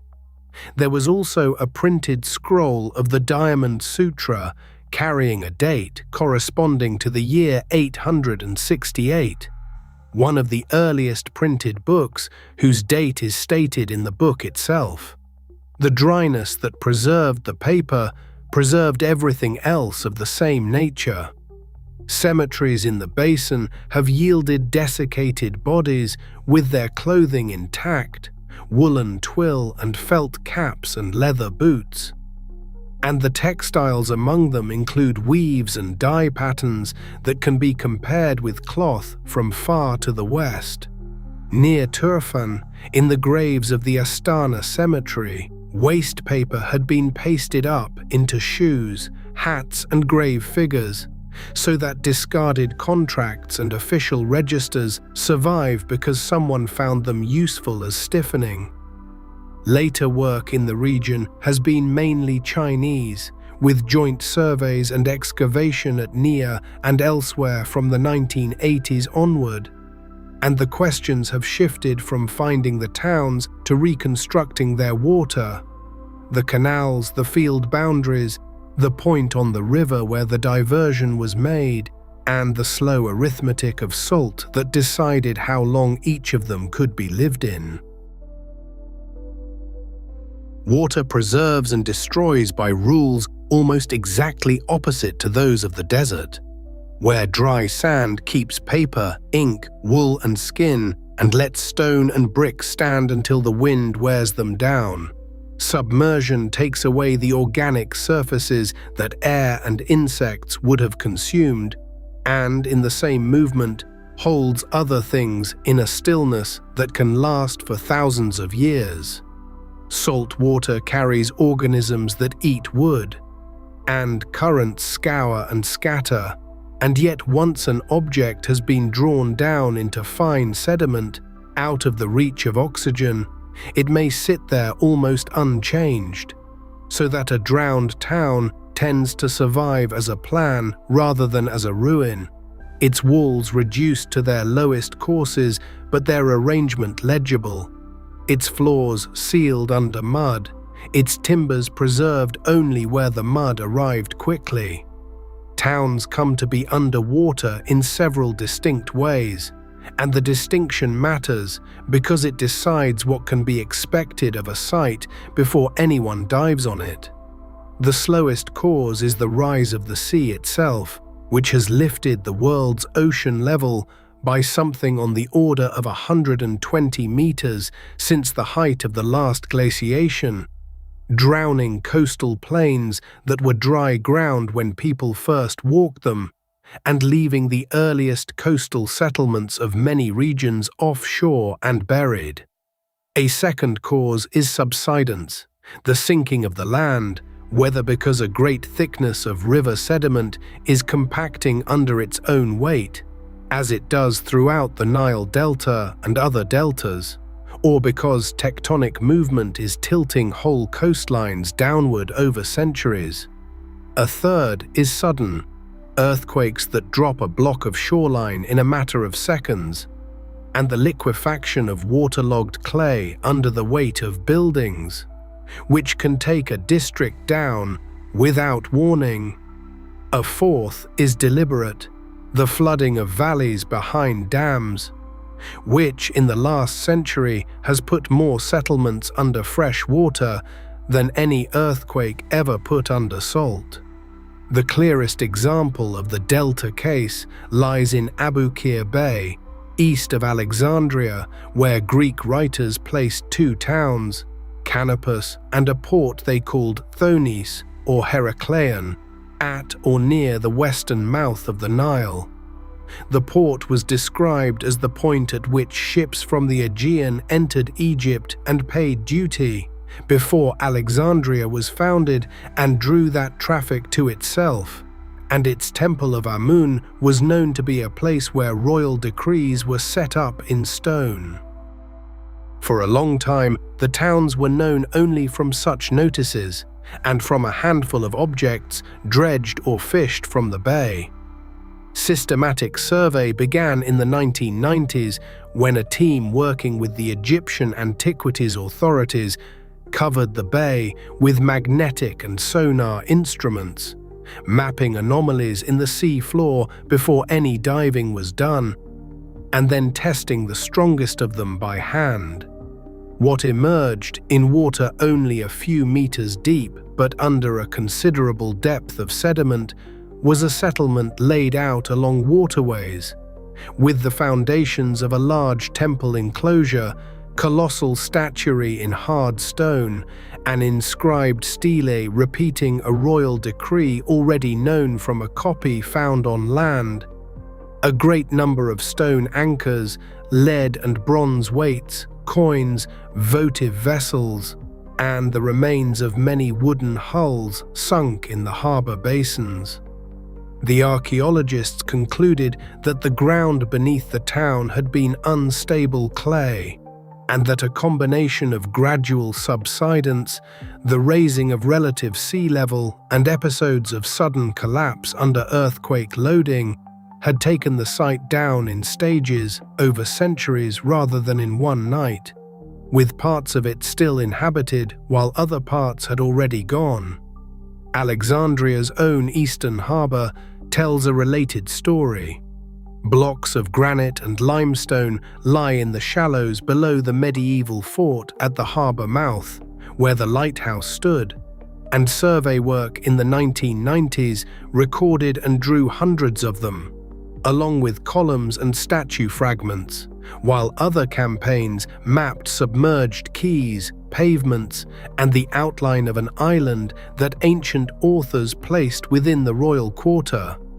Written sources describe a violent earthquake and sea wave in the eastern Mediterranean in the later 4th century of our era, felt severely at Alexandria, and the city's own subsidence has been measured in meters since antiquity, so the material offshore is the product of both a long sinking and particular sudden events. Recording it has meant working in a busy modern harbour, with poor visibility and heavy traffic overhead, drawing stone by stone under conditions that allow only short periods of work at a time. In the Aegean, the site at Pavlopetri off the southern coast of Laconia near the island of Elafonisos illustrates what shallow, clear water can offer. Traces of it were noticed in the 1960s by a researcher studying changes in sea level along Mediterranean coasts, and a British team surveyed it soon afterwards. Swimming grids over an area of sandy sea floor at a depth of a few meters, and producing a plan of walls that resolved into rooms, buildings, courtyards, and the lines of streets between them, together with graves cut into the rock at the edge of the settlement. Pottery collected from the seabed spanned much of the Bronze Age, with earlier material as well, which made the place a rare thing. The plan of a town of that period exposed almost in its entirety, rather than glimpsed through the small windows of trenches on land. Later campaigns, from the end of the 2000s, revisited it with modern survey instruments, recording the walls in 3 dimensions and adding buildings to the plan, and also documenting damage from boat anchors and from the slow movement of sand, since a site lying that shallow is exposed to every storm and every mooring. Volcanic ground can sink and rise repeatedly. In the Bay of Naples, the district of Baiae, where wealthy Romans built villas and bath complexes around thermal springs, now lies partly beneath shallow water, along with the harbour works of Portus Julius, because the ground of the Campi Flegrei rises and falls with the movement of magma and gas beneath it, a slow oscillation that has been measured directly in modern times at the nearby port of Pozzuoli. Divers there swim over mosaic floors, statue bases, and the vaulted rooms of bathing suites, and the mosaics have been protected in places by laying sand and mesh over them, since exposure to the current and to marine growth destroys tesserae quickly. The submergence was gradual enough that buildings remained standing as the water came up to them, and the sea then reduced the standing walls while sealing the floors. Written accounts of drowned cities have not always led investigators to the sea. Classical authors describe the city of Helaik, on the southern shore of the Gulf of Corinth, as destroyed by an earthquake, and covered by water in a single night, and for many years searches were made in the Gulf itself without result. Work later concentrated on the coastal plain, where cores and trenches found the deposits of a former lagoon, and the conclusion drawn was that the city had gone down into water, but into an inland body of it, and that the shoreline had since built out over the site. The episode is often cited within the discipline as a caution. A text that says the sea took a town is describing an event as it was understood, not giving a position. Fresh water preserves more than salt. Where a valley has been flooded behind a dam, timber, thatch, plaster, and paint can survive far better than they would in the sea. And in cold, deep, still reservoirs, the remains of houses may stand with their walls intact. A stone-built town in eastern China went under a reservoir at the end of the 1950s when a river was dammed for power, and its gates and carved lintels have since been visited by divers.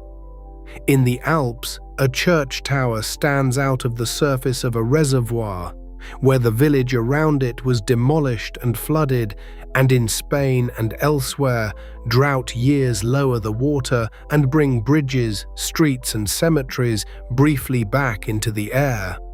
The archaeological response to such projects has become a distinct kind of work, carried out against a fixed date, most publicly in Nubia in the 1960s, when temples were cut apart and moved to higher ground ahead of the rising lake, while the villages, cemeteries, and settlement mounds around them were surveyed as quickly as the time allowed and then left to the water. Above water, the same problem takes a different form, and it is the oldest problem in the discipline. Names without places. The written record of the ancient world contains a great many settlements that are mentioned once or twice or 100 times, and whose position on the ground has never been established. Some are known from a single line of a tax list. Others appear in the correspondence of kings, in temple inventories, in the accounts of merchants reckoning what they had paid for donkeys and cloth, and in the road books compiled for travelers who already knew the way and needed only the order of the stops. The names survive because writing survives, and writing is portable in a way that walls are not. So a town can be thoroughly documented and entirely unlocated at the same time. The Roman itineraries are the clearest example of the difficulty. Lists of stations with distances between them, compiled for administrative and military use, give hundreds of place names strung along the roads of the empire, and a copied map of similar purpose lays out the network in a long, narrow strip with the stations marked in sequence. Where a name has stayed attached to a modern town, or where a milestone has been found in place, the sequence can be pinned down, and from those fixed points, the intermediate stations can be estimated by counting distances forward and back. The estimates are only as good as the numbers, and the numbers were copied by hand for centuries, so figures were transposed, names were run together, and stretches of road were left out.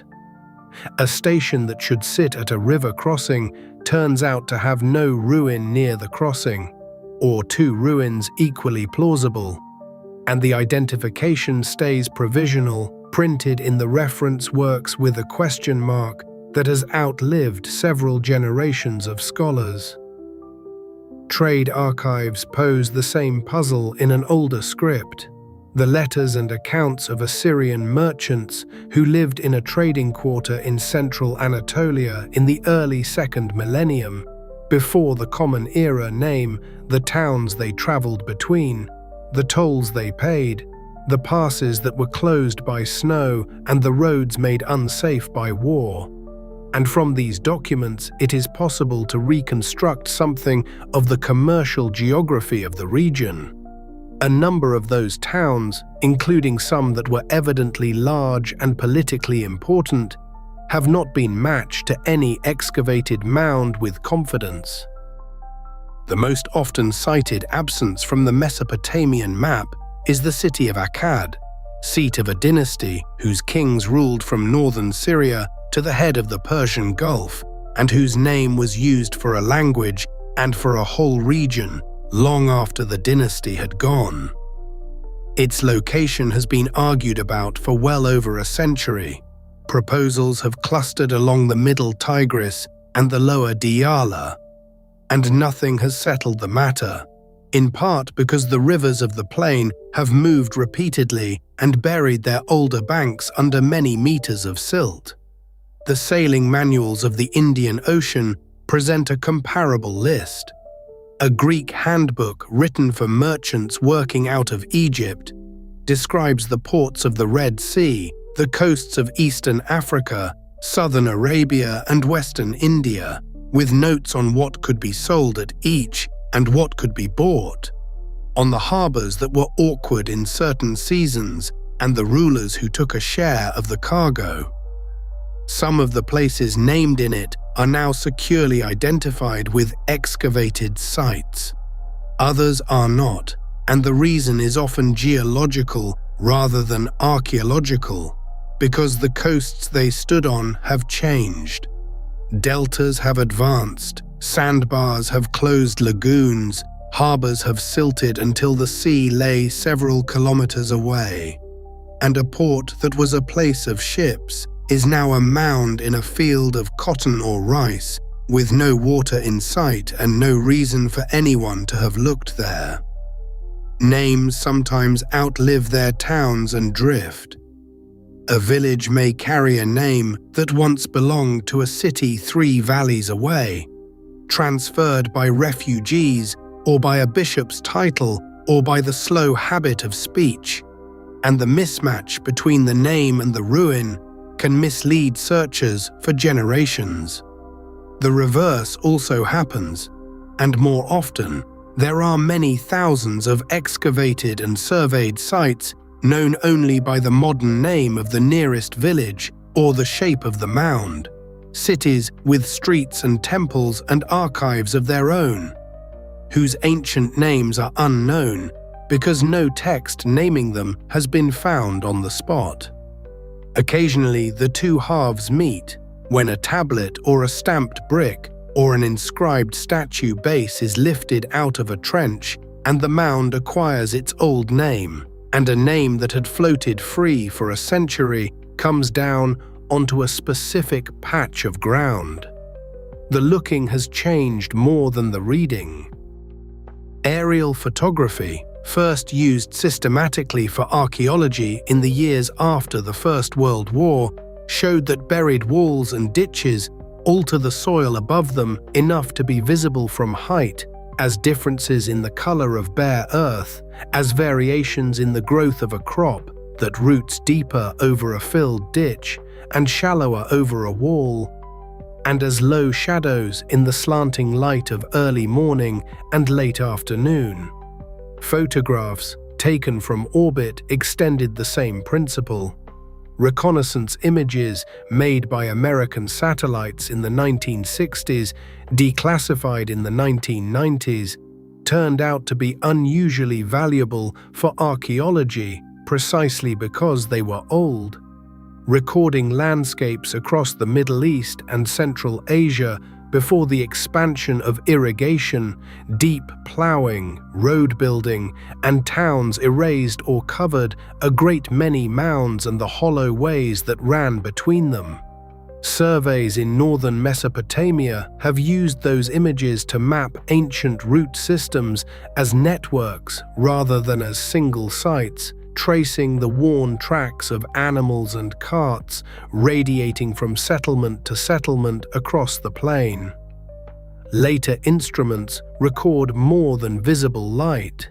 Multispectral and hyperspectral sensors register narrow bands in the infrared where the moisture and mineral content of soils and the health of vegetation separate more sharply than they do to the eye, and buried mud brick, which is made of the same earth as the plain around it, can show a distinct signature because it holds water differently. Radar penetrates dry sand to a limited depth and has been used to trace buried river valleys beneath the sand sheets of the Eastern Sahara, channels that carried water when the region was habitable and along which stone tools and campsites can be sought. Elevation models built from satellite and airborne measurement reveal the low relief of tells and of canal banks that are almost invisible on the ground. In recent years, pattern recognition software has been trained on catalogues of known mounds and set to work across large areas of imagery, producing lists of candidates that human surveyors then visit, which returns the process to where it has always ended, with somebody walking a field and picking up potsherds.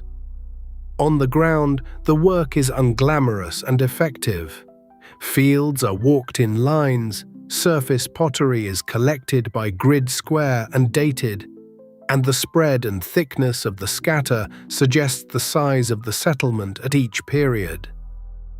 Hand augers and coring rigs bring up columns of soil that show where the occupation deposit lies below alluvium and how deep it goes.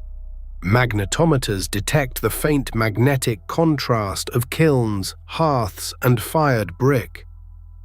Resistivity meters find stone foundations by the way current passes through wet and dry ground. And ground-penetrating radar produces slices that can be assembled into plans of streets and rooms never opened. Whole cities have been mapped in this way without a trench being cut. Behind all of it lies the ordinary physics of how a city becomes ground.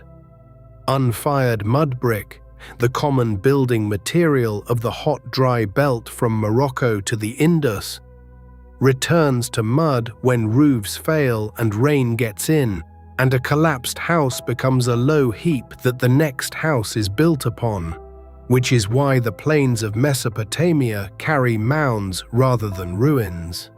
Cut stone is another matter because it is valuable, and abandoned cities within reach of living ones were quarried for centuries, their blocks carried off for houses, bridges, and mosques, their marble and limestone burnt in kilns for lime.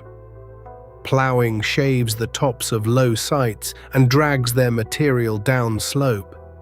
Rivers bury some places and cut others away.